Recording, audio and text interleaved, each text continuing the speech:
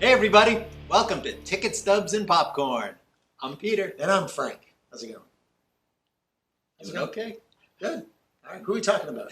Today's featured performer is Jake Gyllenhaal. Jake Gyllenhaal. We just talked about his sister Peggy. It was Peggy. Peggy. I It know, was that's so. funny. It was. Her so, name is Margaret. It was they so call her strange. Maggie. Yeah, it was so It was so funny. strange because we just did Maggie Gyllenhaal 2 shows ago. and then the next show we did sibling directors, the Coen brothers. Yeah. And So then it's it's a sibling her cornucopia.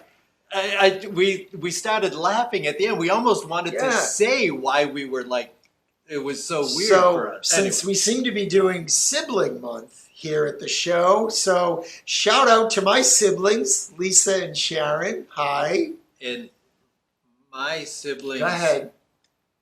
Gary and Roberta. Hi.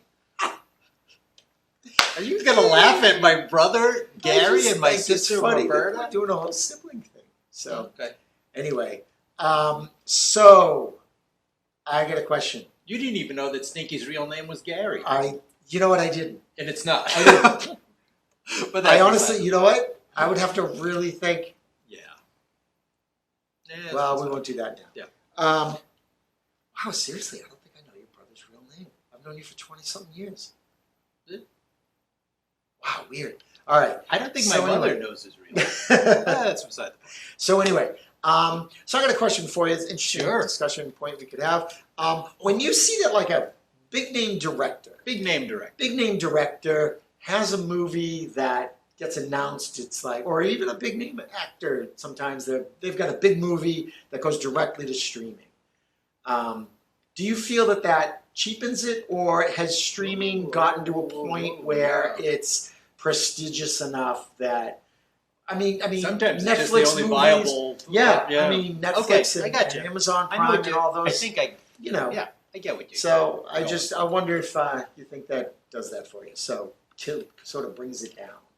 So, but anyway, Okay. I'm going to talk about Jake. Yeah, you want to start? I'll start talking about Jake. First saw him in that Bubble Boy movie. Yeah. That stupid movie, and you thought, oh, this clown, and then he turns out that, like, oh my God, this dude is talented and stuff like that. Yeah. I'm going to start off with Nightcrawler, which is a really, really great movie. It's a great one. He's really, really creepy, but in a way, you feel a little bit of sympathy for him. He's kind of a scumbag, and I don't know if it's like he's more scumbaggy or just like socially inept, like maybe both. But yeah. He's just that piece of dust in the corner of a room that you want to throw away. But he knows how to use people. But he does know how to use He people. knows He's what super manipulative, Yeah. and it's just weird to see that type of I guess dirt on someone who's usually he's a cute guy and all that kind of stuff, and he's done the rom-com thing here and there. Yeah. So. But yeah, I really like him in Nightcrawler because it shows a little darker, dirtier, mustier side of him. Yeah. That, I'll be honest, I didn't think he had. I mean, the most dramatic thing that I had. I mean, yeah, there's Donnie Darko, but that's like way off the charts, fantasy. weird. Yeah. So, Side. but like when he was in Zodiac, it's just like, all right, that's pretty good. He's he's sort of sincere and he's just doggedly pursuing this whole thing. But in Nightcrawler, he's just wow. He's just an opportunist. He's an opportunist, and that's going to be his bread and butter. He's up for that. Exactly. He's I mean, going to it's hone great. those skills. When you find your niche, you should really just embrace that. Yeah, but when your niche is like just the shittiest shit there is, it's like wow. The blood and gore I mean, someone's got to do it. Journalism. Someone's got to do it. But terrible. It does show an interesting character and his take on it is Yeah. Then I'd go Brokeback Mountain. Okay. Fantastic job. Just both he and Heath Ledger, just fantastic. Yeah. I think that movie's almost 20 years old now, and it's getting there. Yeah. I just think that now I don't think anybody would think anything of that movie. Yeah, I know what you mean. You Because know? of the buzz the that content, it got. yeah, but the buzz that it got different. way back, especially, it's just like here's two actors who typically portray heterosexual men, Yeah. and they're going to do a movie about two closeted gay men who are just they fall in love. Yeah.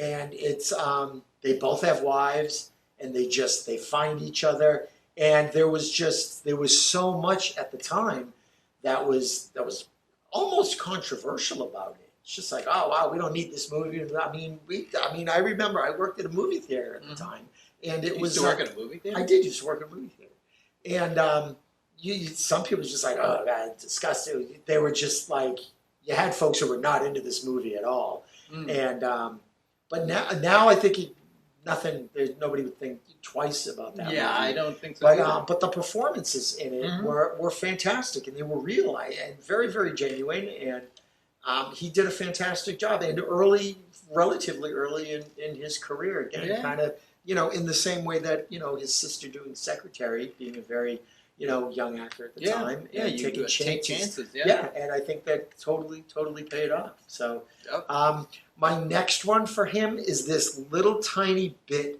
that he did in a variety special with John Mulaney. Oh, John Mulaney, he did this thing called, it was like John Mulaney and the Sack Lunch Bunch. Something like that. Yeah, the Sack Lunch Bunch. And it's just this weird variety show. And it was, Jake Gyllenhaal in this was just hilarious. He plays this guy who wants to try to make music on everything, and everywhere you go, there's music you can make. And he goes and he tries to like play, and he ends up like playing on a pillow that makes no noise whatsoever, right? And this is one part at the end of it where he's done with his little performance things, and it's in his mind he's failed because he hasn't really made music. He's just made an idiot, right? Yeah. So, but at the end, he's just like, no, I failed. And he does this weird accent that's kind of maybe sort of kind of trying to be Italian or some sort of weird Central European. I don't know what it was. But it was just so funny. And then, like, he's just like, no, I was such a failure. And one little girl goes, no, it was fine, Dad. And then and you're like, wait, what? And then it just glosses over. I went back and I was just like, wait, did she just say that? It was the funniest thing. That whole special is hilarious. You've got this 8-year-old boy saying, I'm afraid of dying. My therapy. But the Jake Gyllenhaal bit in the John Mulaney Sack Lunch Bunch thing is go see it. Like, go see it. Just open up Netflix and find it. Exactly. It is the funniest damn thing. He is absolutely hilarious. And he also shows up in all sorts of weird places. There's a Ryan Reynolds thing that Ryan Reynolds did where he's interviewing himself as his brother Gordon. Yes. Yeah. And they turn around and like there's Jake Gyllenhaal with the boom mic, and they're just like, hey Jake. Jake's just like, what's up? Just like with the boom mic. Like, what the fuck are you doing? I was free today. Yeah. He's just he just pops up in some of the weirdest places. Yeah, I think he has a good sense of humor. Yeah, I think he really doesn't have a bloated idea of himself. I think, and I debated, I'll be honest, the Sack Lunch Bunch thing and his turn as Mysterio in that Spider-Man movie. Like, I was just like, almost flip a coin, but I like the silliness of the other thing. But he was really funny in the MCU. So, but yeah, God, he's so funny, super talented, and I love that he does weird stuff. Yeah, he takes chances. Yeah. All right, so that's all I had to say about Jakey Jake. We overlapped on the Sack Lunch Bunch? Yeah, no, we overlapped on Nightcrawler. Yeah. He's so good in that. He is very good in this one. He's just the right amount of creep. I remember when I saw it the first time. Sleazy. Yeah, exactly. He does such a good job in it because you forget the fact that he always seems like a nice boy. And now he's like jarhead. He's a little intense. Yeah, he's intense. But this one is like, oh my God, I feel like I got to take a shower power. Yeah, he's so sleazy. Yeah, and it's weird because there are aspects in this movie. I remember the first time I saw it, I was like, this taxi driver Travis Bickle kind of quality sometimes because he's at night all the time and he's just out driving around and he's waiting for stuff to happen, sort of thing. And yeah, he gets to the point where he does not only allow for things to happen that a criminal. A couple times where he instigates, and you're like, "Wait a minute! This whole don't become the story." Yeah, this whole journalism / guerrilla journalism. It's a little. It's getting there, and it crosses lines sometimes, and he's so just morally backward. I love that performance of his a lot. So that was one of mine. There's I'll save my second pick is End of Watch with Michael Pena, and it's this is another one. He plays cops. They're partners in South Central LA, and it's in some of the worst neighborhoods, and there's poverty, underprivileged families are living here, but there is this pall of just horror in the sense that there's a lot of stuff that's controlled and manipulated by drug cartels, and that's part of the people who live there, some of their everyday life, and the cops are obviously dealing with other stuff.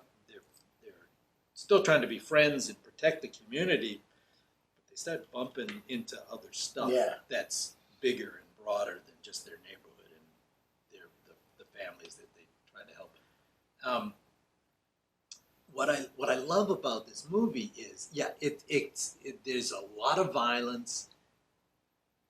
It's loud. It's splashy, but that part of the policeman's life almost seems secondary. When you watch the movie, there's this wonderful, and I'll be honest, I would love to hear policemen's take on this, which I haven't.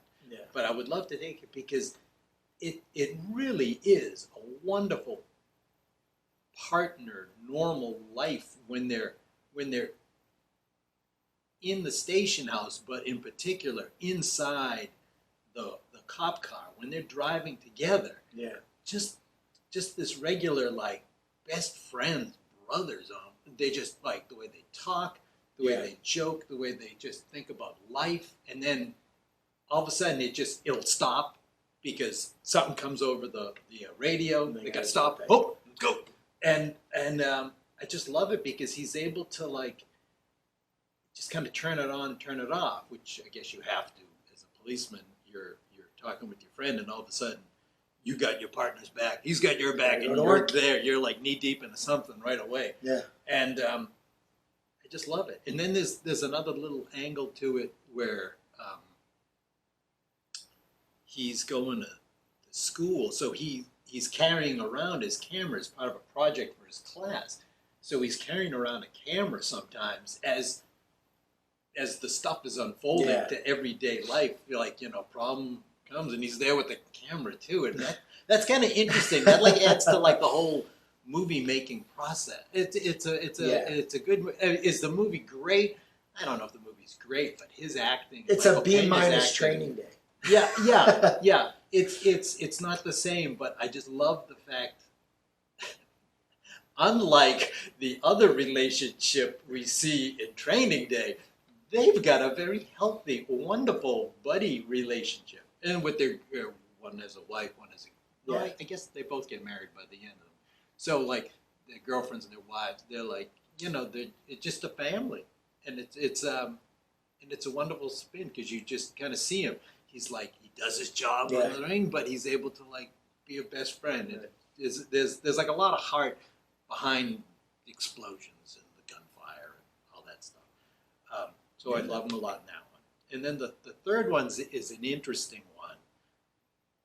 The movie, same thing. You could decide almost like you decide whether you like the movie or not with like the Nightcrawler there, Nightcrawler.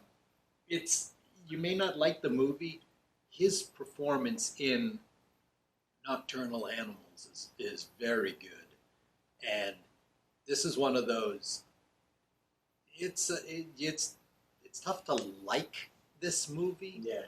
It's a good movie. It's tough to like it, but I really love his acting. Amy Adams is very good in this too.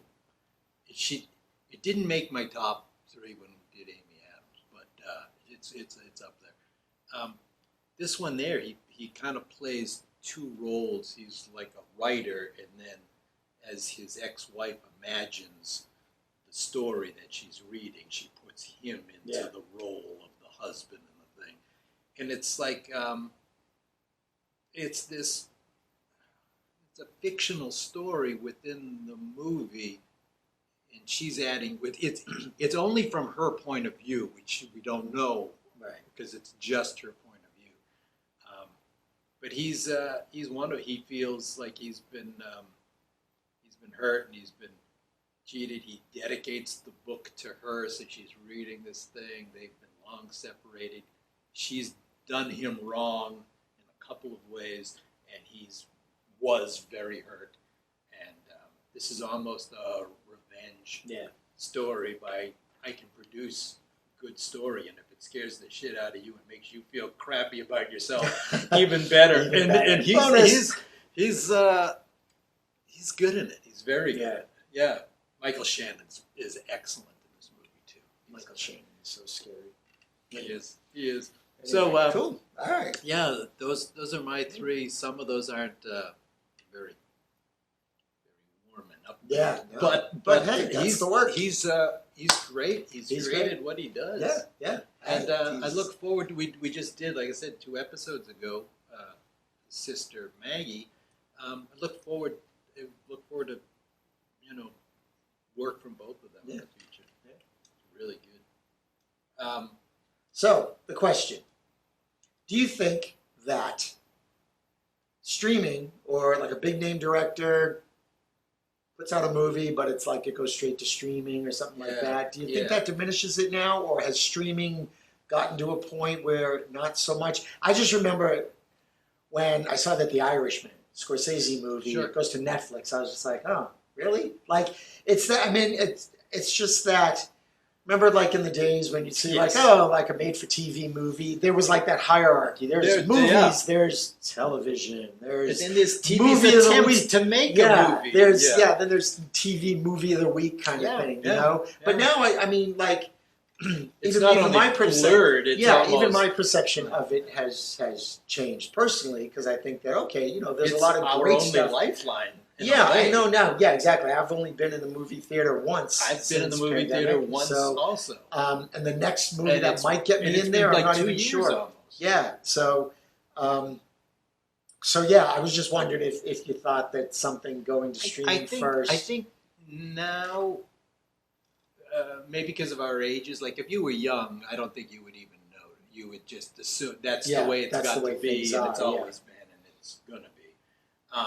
And that's probably how it is gonna be. I think watching The Shift has been interesting. Yeah, watching The Shift. I do know what you mean. There is this little perception of ours or people that when you see somebody, a big name, Martin Scorsese, great example, and you'd go, oh, he's better than this, or is this beneath him? And no, I mean now, you'd say no. Obviously, it isn't. It's the way to get your product out and the way to get film out to the masses. And streaming movies of Oscar nominations and stuff. Exactly. That. So I just think I think it's interesting to see The Shift. But I can tell you that like the one that sort of like tipped me one way or the other was like hearing that Scorsese's movie was going to, making The Irishman. You hear he's making The Irishman, and it's got big names too. It's right? not like he's just. And then you hear, but it's going to go to Netflix. You're like, oh, Yeah. All right. But that was the one for me that I think tipped me, because then you watch it and it's You're great. like, it's a movie. I mean, it's long, but it's good. Yeah. And it's like, oh, it's still, it was good. And there's more and more good stuff that shows up on streaming. So, yeah, it's just interesting to watch that. There is a transition that's been made. Yeah, I think it's interesting. Yeah, and like you say, it's been 2 years. I've been to the theater once. I know you went to see a different movie once. We talked, and and it's the thing that's so weird is we always enjoyed, just going with, like when you were back in Massachusetts. And I was out here. We would go, we'd be going all the time, and we would talk sometimes, and we'd say about, oh, we saw this one, and yeah, we were watching a lot of movies, and now we're still watching a lot of movies. We're just watching in a different format. Exactly. So times they're changing, folks. Let's do the bucket. The bucket, he says. The bucket. All right. Are there any more Gyllenhaals? Are there any more? I think their father did it. Mrs. Gyllenhaal? Oh, wow, no, because that one movie no kidding. No, that'll be fun. We'll see. So, yeah. Yes, it will. So, yeah. All right, folks. Hey, so this wraps up Sibling Month, apparently. Apparently, yeah. Yeah, who knew? So, right? Who knew? Be safe out there. Thanks for watching and listening and all that good stuff, and we'll see you next time. Take care. Bye-bye.